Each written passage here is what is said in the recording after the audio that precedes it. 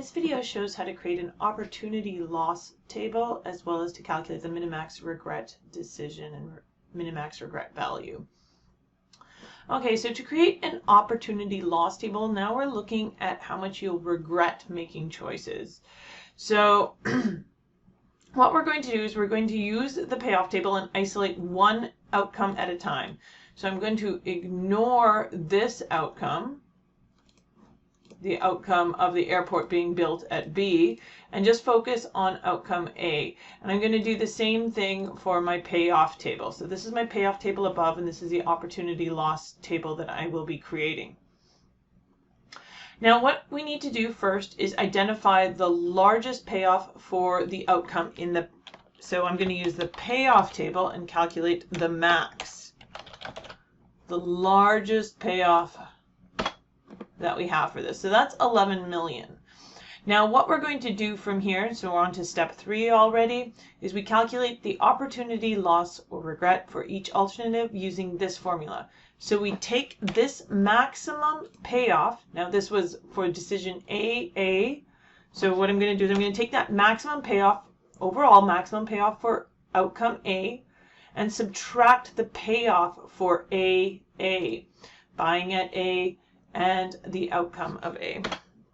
And then I'm going to do the same thing for B using that maximum overall payoff for outcome A minus the payoff for buying at B and the airport being at A. Now what this shows us that you can see that 11 million corresponded to buying at A, and the outcome being at A, so you can see that there was 0 regret. That would have given us the maximum payoff. Now, if you had bought at B, what would have happened is the airport wouldn't have been built at that site, so you would have regretted, you would have lost 12 million, but in addition to that, you lost the potential to make 11 million. So combined, that's a loss or a regret of 23 million. Now we'll do this again for A and B. I would take that maximum from that payoff column, that outcome, minus the payoff that's associated with A and B for outcome A, and I get 12 million. So again, losing out on the 11 million plus losing an additional 1 million, 12 million in regret. Finally, I would do this for the last one, buying nothing. I would regret that by 11 million.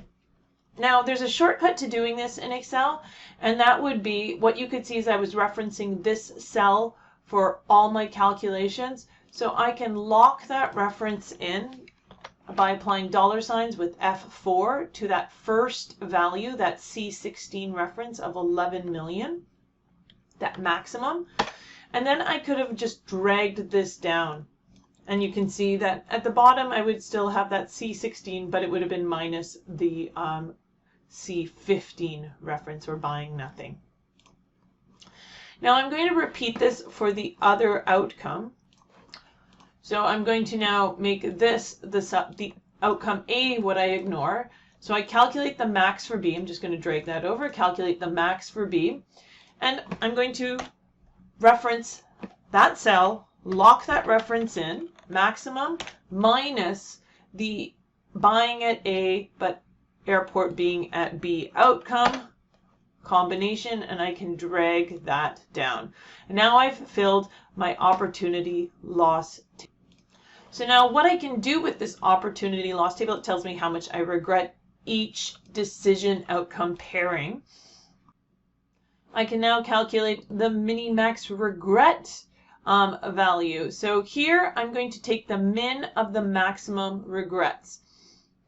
So I'm back to looking at this decision by decision, and for each decision I'm going to determine my maximum regret. So I would take the max of these two regrets that would happen with decision A and drag that down, and you can see that for none I would have the max of those two regrets as well. Now the idea for the min of the max, you want to have minimum of the maximum regret, so it's going to be the min of these maximum regrets which is going to be 12 million. Now, this 12 million corresponds to buying both A and B. So ultimately, you regret the least if you buy both. Not a huge surprise, though not necessarily what the outcome will always be.